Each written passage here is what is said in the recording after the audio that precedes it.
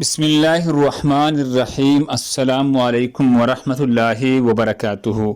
ناظرین گرامی، امتحانی پرچہ آؤٹ ہو چکا، کوئی ہے تیاری کرنے والا؟ حضرت عبداللہ بن مسعود رضی اللہ عنہ سے روایت ہے کہ رسول اللہ صلی اللہ علیہ وسلم نے ارشاد فرمایا، قیامت کے دن انسان کے قدم اس وقت تک اپنے جگہ سے نہیں ہٹ سکے گے جب تک کہ اس سے 5 سوالات نہ کر لی جائے۔ نمبر 1، زندگی کہاں گزاری؟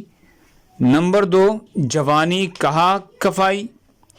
نمبر 3، مال کہاں سے کمایا؟ نمبر 4، اور کن کاموں میں خرچ کیا؟